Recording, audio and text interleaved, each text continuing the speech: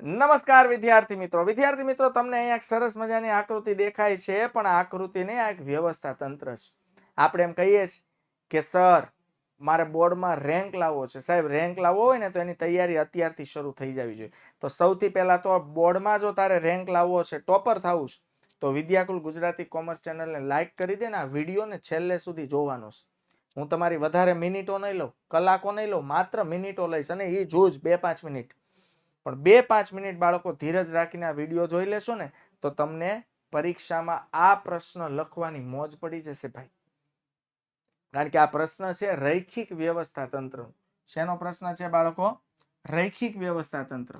ચોથું ચેપ્ટર છે ને આપણું ધોરણ 12 વાણિજ્ય વ્યવસ્થા સંચાલન.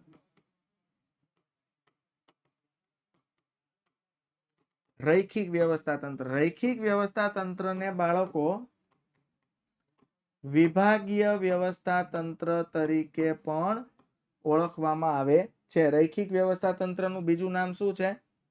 વિભાગીય વ્યવસ્થા તંત્ર. રૈખિક વ્યવસ્થા તંત્રનું બીજું નામ શું છે બાળકો? વિભાગીય વ્યવસ્થા તંત્ર. તો રૈખિક વ્યવસ્થા તંત્રને વિભાગીય વ્યવસ્થા તંત્ર તરીકે પણ ઓળખવામાં આવે છે. ત્યાર પછી વાત કરીએ તો સૌથી પહેલા આવશે બાળકો સંચાલક મંડળ.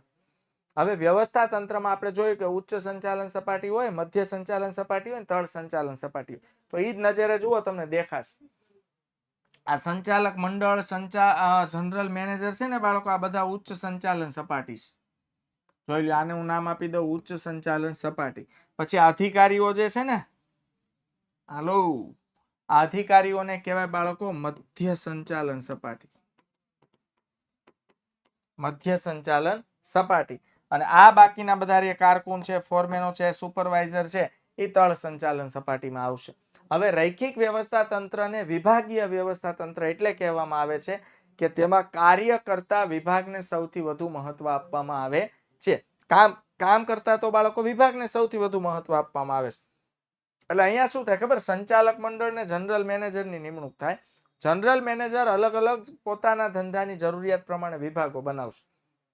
જેમ કે ઉત્પાદન વિભાગ, વહીવટી વિભાગ, વેચાણ વિભાગ, આવા જુદા જુદા વિભાગો બનાવશે.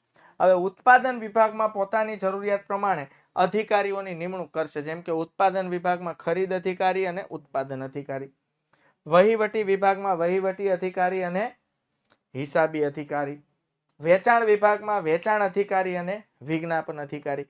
આવી રીતે જુદા જુદા વિભાગો બનાવશે. હવે આ બધા અધિકારીઓ પોતાના નીચે જે તાબેદારો કામ કરે છે એ તાબેદારો પાસેથી કામ લેવાનું કામ કરશે. નીચે ફોરમેનો, સેલ્સમેનો, કર્મચારીઓ, કામદારો બધા તળ સંચાલન સપાટીની નીચે કામ કરી રહ્યા છે. તો આવી રીતે બાળકો એક સીધી રેખામાં સત્તા અને જવાબદારીની સોંપણી થાય છે. જો રૈખિક વ્યવસ્થા તંત્રમાં ઉપરથી નીચે, યાદ રાખજો બાળકો, ઉપરથી નીચે સત્તા અને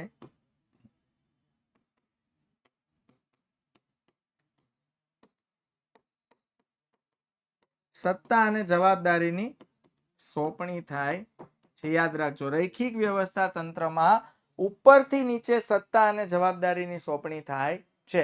એટલે એને રૈખિક વ્યવસ્થા, એટલે સીધી રેખામાં વ્યવસ્થા, સત્તા અને જવાબદારી સોંપાય છે, એટલે એને રૈખિક વ્યવસ્થા તંત્ર કહે છે. બાળકો આ પ્રશ્ન તમારી પરીક્ષામાં હશે જ, પણ એ પહેલા આખો વિડીયો તમે જોયો એ બદલ તમારો આભાર. પણ તમારા જ બીજા ભાઈબંધો મિત્રો આ વિડીયો જોવે એ માટે તમારે આ વિડીયોની લિંક એ લોકોને શેર કરી દેવાની છે. અને પ્રથમ પરીક્ષામાં તમે જોઈ લો કે વિદ્યાકુલ ગુજરાતી કોમર્સમાં મળેલી આઈએમપી કેટલી ફળદાયી છે. બસ એના માટે તમારે નવું કાંઈ નથી કરવાનું. આ ચેનલને સબસ્ક્રાઇબ કરી લેવાની છે, જેથી બીજી પરીક્ષા અને બોર્ડની પરીક્ષામાં વાંધો આવે નહીં. મળીએ બાળકો. જય હિન્દ.